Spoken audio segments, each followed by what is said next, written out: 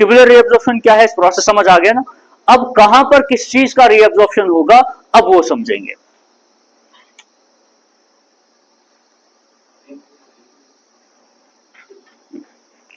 For example first हम लेंगे जो ट्यूबुलर रीअब्जॉर्प्शन होता है पीसीटी के पास, जो ट्यूबुलर रीअब्जॉर्प्शन होता है प्रॉक्सिमल कन्वोल्यूटेड ट्यूब्यूल के पास। कौन कौन सी चीज रीअब्सॉर्ब होती है, वापस ब्लड में चली जाती है। इसमें फर्स्ट जो है जो वापस ब्लड में चला जाता है पीसीटी के पास वो है glucose, first glucose, amino acids, उसके अलावा है सोडियम आयंस, पोटेशियम आयंस, ये वापस चले जाते हैं और ये ट्रांसपोर्ट होते हैं बाय एक्टिव प्रोसेस, ये ट्रांसपोर्ट होते हैं एक्टिव प्रोसेस से। एक्टिव प्रोसेस क्यों कहा जाता है इसको, CESS। दो पॉइंट्स यहां पर रह गए।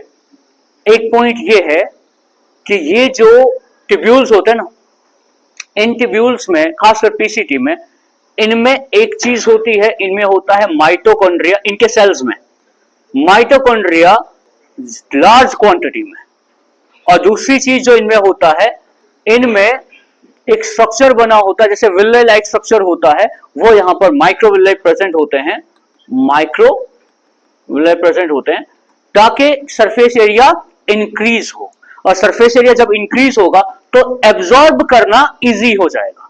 इसीलिए माइटोकॉन्ड्रिया और माइक्रोविल्ले इसमें प्रेजेंट होते हैं ताकि एब्जॉर्प्शन आसान हो जाए। अब एब्जॉर्प्शन किस किस का होता है वो याद रखना है।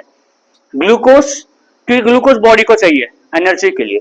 अमीनो एसिड, अगर ग्लूकोज यूरिन से बाहर निकलता है तो वो एक किस्म का डायबिटीज होता है, और वो डायबिटीज थोड़ा हाई लेवल का होता है, क्योंकि डायबिटीज मेलिटस जो है, हमारे पास दो तरीके के डायबिटीज होते हैं। तो इसमें एक टाइप जो डायबिटीज है वो तब जब ग्लूकोज लेवल इतना बढ़ जाए कि वो यूरिन से भी पास हो, ज्यादा रीअब्सॉर्ब ना हो, उस कंडीशन को कहते हैं।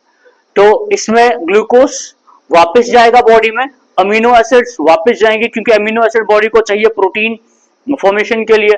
Sodium ions, potassium ions, sodium potassium ions क्यों चाहिए, हमारी बॉडी में जो नर्व इंपल्स कंडक्ट होती है, हमारे मसल्स जो काम कर रहे हैं नर्व इंपल्स कंडक्ट होती है, उसमें सोडियम पोटेशियम चाहिए। हमारा हार्ट जो पंप करता है उसमें सोडियम पोटेशियम चाहिए, इसलिए ये बहुत जरूरी होते हैं। ये एक्टिव प्रोसेस से वापस, एक्टिव प्रोसेस मतलब एटीपी इसमें इस्तेमाल होता है। ये आ गया फर्स्ट।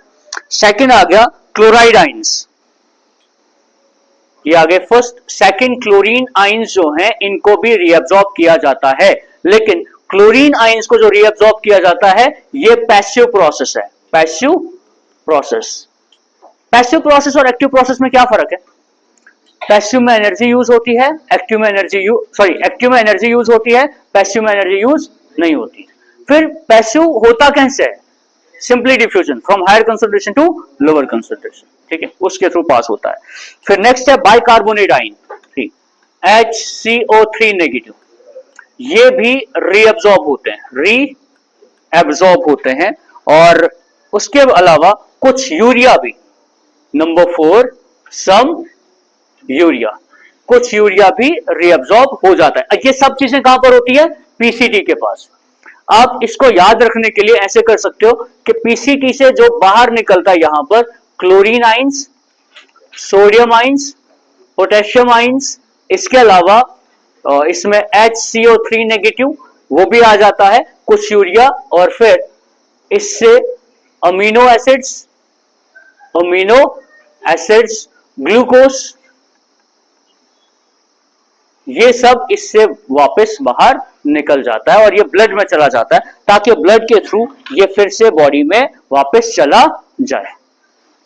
ये वाला पीसीटी वाला समझ आया क्या क्या है, glucose, amino acid, sodium, potassium, उसके बाद क्लोरीन, फिर दो और चीजें, एक HCO3 कार्बोनेट, और फिर कुछ यूरिया। ये याद रखने हैं 4-5 चीजें, ठीक है। कौन कौन सी चीज है इसमें जो वापस निकलता है यहां से, glucose, amino acid, sodium, potassium, chlorine, HCO3 और कुछ यूरिया। ये पॉइंट्स यहां पर याद रखें, ये यहां से वापस ब्लड में चले जाते हैं। इसके बाद नेक्स्ट है